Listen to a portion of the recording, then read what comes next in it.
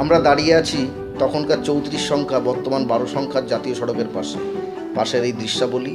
এটা হচ্ছে ফরাক্কাবাদ পার করে এসে মালদার মধ্যে একটা জায়গা। এটা হচ্ছে ইসলামপুরের পাশের দুপাশের চায়ের বাগান, তাতে একটু ছবি তুললাম। এই হচ্ছে ডুয়ার্সের মধ্যে ঢুকে গেছি। এই যে জলপাইগুড়ি খানিকটা আলিপুরদুয়ার, এই যে রাস্তাটা চলে গেছে সোজা জয়গা। এই চায়ের দোকান, এই চায়ের বাগান, বিভিন্ন দিকে বুঝলে তো, বিভিন্ন দিকে ঘুরে ঘুরে জল দিচ্ছে। এই মেশিন দিয়ে চা বাগানে জল দেওয়া হয়। এরকম অনেকগুলো মেশিন সারা বাগানে বসানো আছে এবং এখানে রাস্তার দুপাশেই এই চা বাগান ভর্তি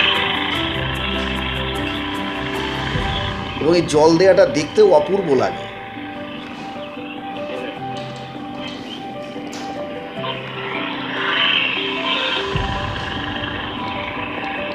আর আমরা যে রাস্তায় দাঁড়িয়ে আছি সেই রাস্তাটা হচ্ছে জয়গা সীমান্তে যাওয়ার রাস্তা, যেখান থেকে ভুটানের ভিতরে ফুন্টসলিং হয়ে ভুটানের ভিতরে বিভিন্ন জায়গায় চলে যাওয়া যায়। ফুন্টসলিং হলো ভুটানের বৃহত্তম শহর এবং সবথেকে সুন্দর ও পরিচ্ছন্ন এবং বাণিজ্য কেন্দ্র। থিম্পু ওদের রাজধানী, কিন্তু ফুন্টসলিং দ্বিতীয় লন্ডন বলা হয়।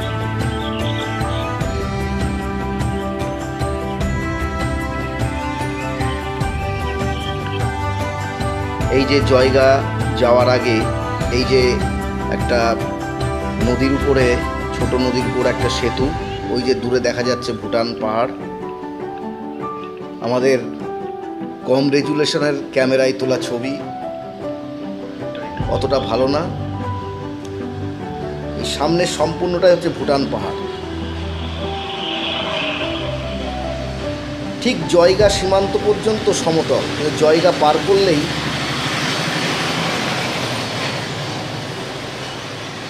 পার করলেই ফুন্টসলিং থেকেই পাহাড় আরম্ভ।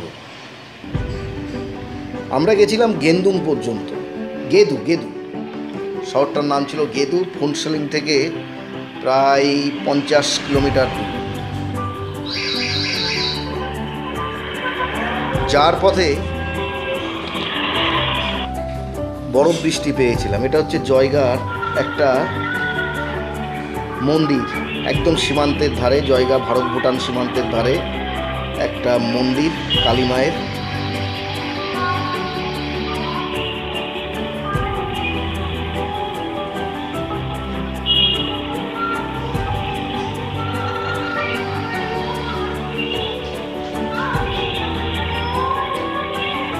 এই যে পাশে শিবলিঙ্গ।